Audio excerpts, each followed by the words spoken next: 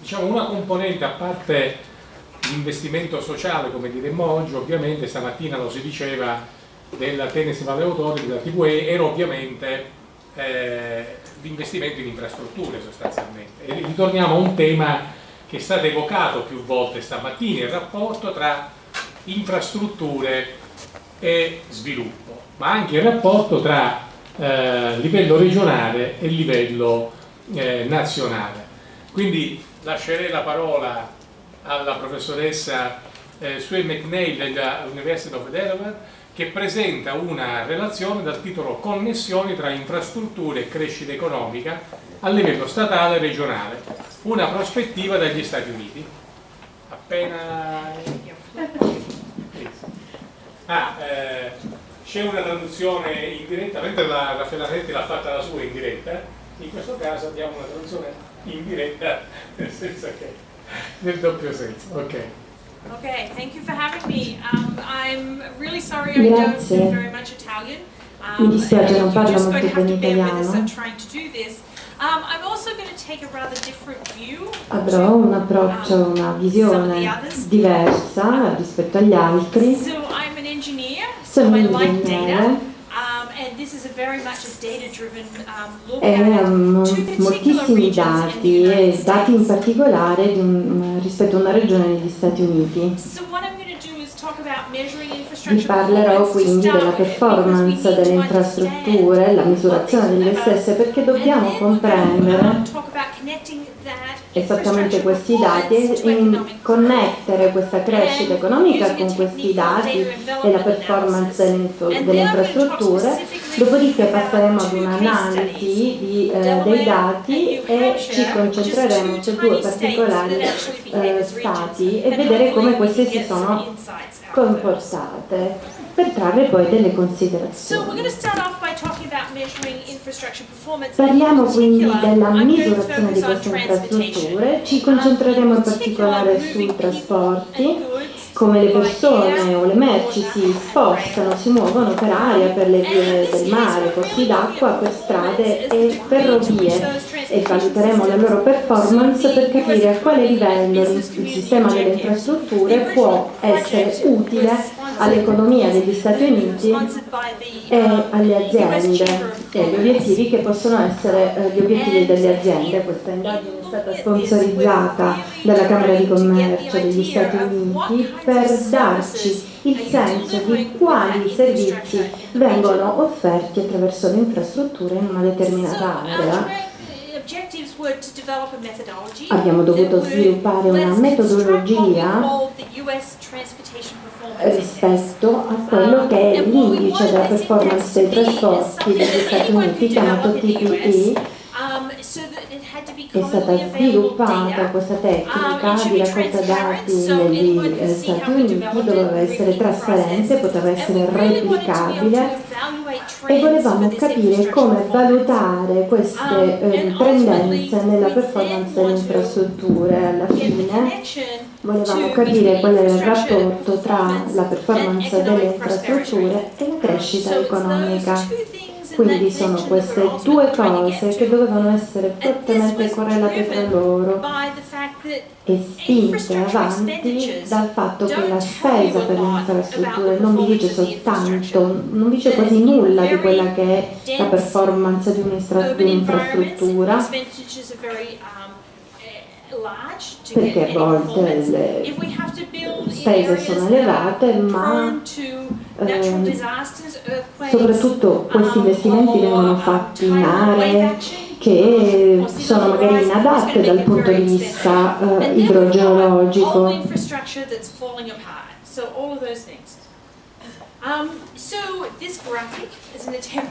Questo grafico è un tentativo per spiegarvi come funziona il nostro indice. Volevamo capire a livello nazionale una valutazione, volevamo fare una valutazione statistica che è stata fatta Stato per Stato e abbiamo controllato lo spostamento delle persone, le autostrade, l'aviazione, le ferrovie, il traffico marittimo e l'intermodalità perché tutto questo deve sostenere la crescita economica e in ogni caso volevamo capire quale fosse l'uso, la fornitura e la qualità di questi servizi e che impatto potevano avere sulla crescita economica. Quindi abbiamo raccolto moltissimi dati in tutti gli Stati Uniti per tirare fuori una serie di correlazioni.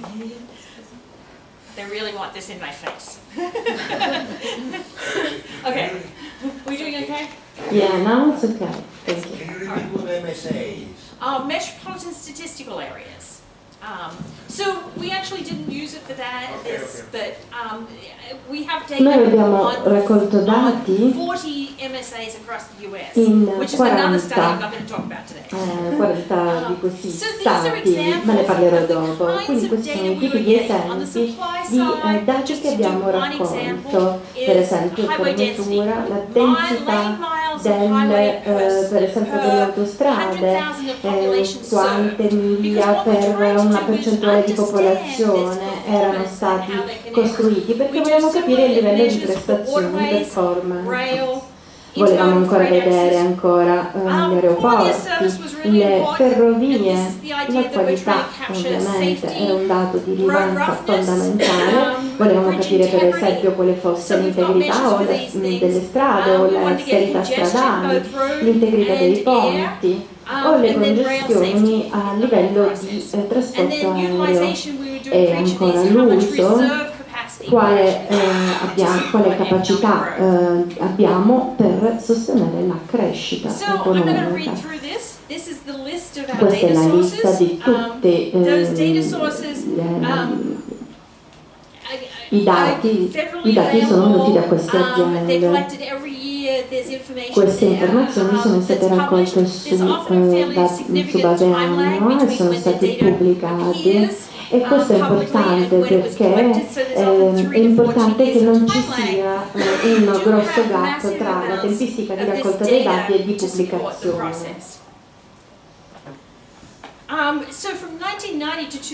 Dal 1990 al 2008 abbiamo raccolto circa una quantità di dati di 10.440 dati.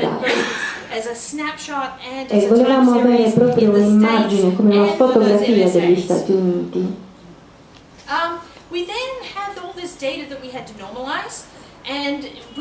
Noi volevamo mettere insieme una serie di dati per questo indice in un processo. Attraverso questo processo di gerarchia analitica per valutare ciascun indicatore, soppesarlo nella maniera corretta. Dopodiché avevamo fatto dei paragoni, diciamo, accoppiati che venivano completati dagli attori chiamati in causa. E abbiamo raccolto questi dati che vengono poi trasportati in questo indice di valutazione IPT. Abbiamo quindi considerato tutti questi dati attraverso gli stati e avevamo deciso di identificare quali fossero i 10 stati che avevano la migliore performance. E guardate dove sono posizionati. Questi stati hanno ottime strade, non avevano congestioni dal punto di vista dei trasporti. E avevamo anche classificato gli altri stati, che erano i 15 stati che non avevano, diciamo, una performance cattiva, e poi tutta una serie di stati che non avevano avuto un ottimo risultato in termini di infrastrutture. What was that? High performance yellow state. Yes, high yellow. Gli stati in giallo sono quelli che hanno una migliore And I'll show you another performance. graphic in a minute that'll help explain that. Vi darò una illustrazione grafica tra poco. Quindi mettere insieme la crescita economica con le infrastrutture è stata un'operazione che abbiamo svolto a livello nazionale. Abbiamo considerato ricerche passate, abbiamo cercato di mettere insieme la spesa per le infrastrutture e la crescita economica. Abbiamo considerato anche il PIL pro capite e abbiamo utilizzato questo modello e avevamo capito che il livello di PIL elevato faceva la differenza. Quindi, considerando Stato per Stato, il nostro obiettivo era stato quello di capire che ci sono alcuni Stati nei quali ci sono delle influenze ambientali, per dire, completamente diverse. Per esempio Washington DC ha enormi problemi a livello infrastrutturale e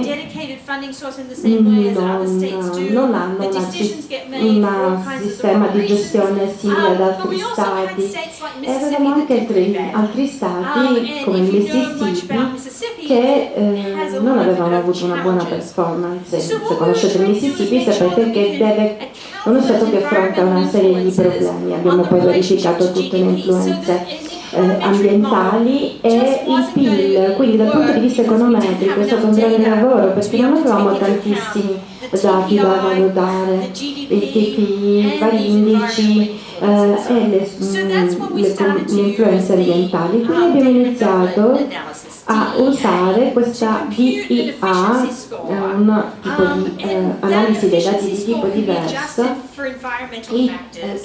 che ha un indice che può essere, come dire, adattato rispetto alla densità di popolazione, di crescita, all'impiego delle infrastrutture, e abbiamo visto di nuovo che il PIL aveva un ruolo fondamentale anche in questo caso, e l'indice di PIL e anche le aspettative di vita erano altri elementi da tenere in considerazione. Quindi questa analisi dei dati è un modello che valuta diversi fattori, misura l'efficienza relativa e considera chi prende le decisioni, le unità decisionali di tipo diverso, e avevano una base comune. Il problema era capire qual era l'input minimo per avere il massimo output per ciascuna unità decisionale, per avere la migliore performance in termini di decisioni. Questa è un'altra sintesi di che cosa abbiamo fatto: l'input, il debito pro capite, il PIL, le aspettative di vita, e l'aspettativa di vita ovviamente è un indicatore delle condizioni sanitarie della popolazione, la massa dei veicoli, le miglia percorse anche dai veicoli, la crescita della popolazione, e abbiamo cercato quindi di creare una sorta di frontiera per aiutarci a comprendere questi valori relativi. Questa classifica Stato per Stato in termini di efficienza mostra quali sono gli Stati si comportano meglio, diciamo. Il peggiore è il Mississippi, 10 Stati, avevano Alaska, California, Connecticut, Delaware, Ohio, Hawaii, Minnesota, Nebraska, Tennessee e Wyoming, Texas e Wyoming. Guardate questi stati, analizzandoli ciascuno individualmente, abbiamo cercato di capire come avevano, diciamo, offerto il sistema di infrastrutture alla popolazione. E poi abbiamo il New Hampshire, che in qualche modo è al centro. Se guardiamo ai dati in maniera un po' più attenta, abbiamo fatto questa analisi è stata condotta dal 1995 al 2007, e nel 2007 avevamo 11 stati che avevano un benchmark di efficienza. Alaska e California erano persistenti, insieme a Delaware, e questi 3 stati lo erano stati per tutte e 3 le analisi nel corso di questi 3 anni in particolare. E questo era abbastanza interessante perché mantenevano questa efficienza nel corso del tempo.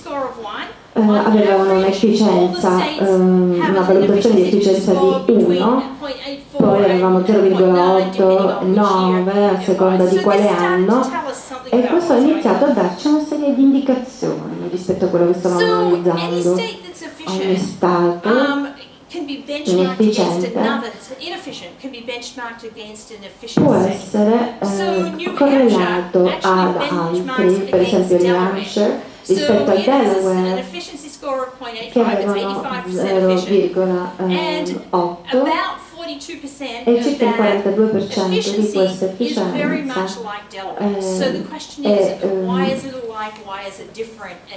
era legata al Delaware, e noi avevamo cercato di capire perché queste 2 regioni si comportavano in maniera diversa.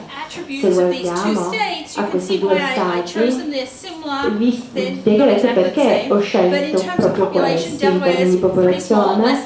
Il Delaware è piccolo, un piccolo stato, e New Hampshire è un po' leggermente superiore al milione. L'area più elevata più estesa nel Delaware non è più estesa nel Delaware, ma nel New Hampshire, e il numero dei ponti è enorme nel New Hampshire, quindi avevano queste infrastrutture di cui dovevano occuparsi. Man mano che guardavamo i dati e abbiamo valutato le efficienze,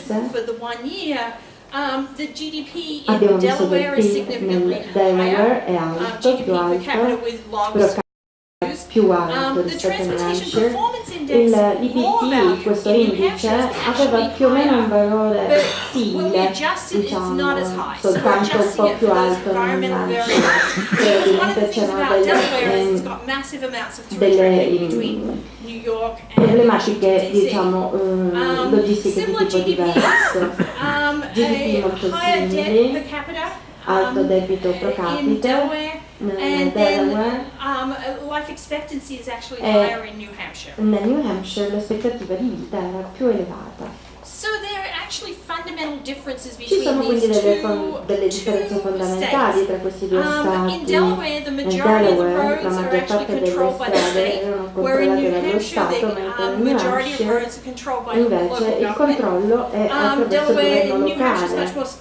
New Hampshire ha una popolazione più diffusa, entrambi i paesi hanno una base di finanziamento che è ben diversa, perché nel New Hampshire c'erano delle inferiori diciamo pedaggi rispetto all'altro Stato. Questo processo brings together a lot of data. It aveva tells you something about relatively how you can make change investments and responsibilities or some answers to why. So one of the things we can say I understand about New Hampshire not performing as well is related to some of their funding structure. It's related to the fact that they're just covering a much larger area. That they don't have che non c'era un elevatissimo controllo, e questo è quello che più o meno ho colto oggi, la centralizzazione, diffusione a livello locale, e sicuramente c'era questa influenza Stato-Regione poteva fare la differenza. La cosa importante è che c'era stato un grosso sostegno nazionale e un buon investimento sia a livello regionale che a livello centrale, potevano fare la differenza.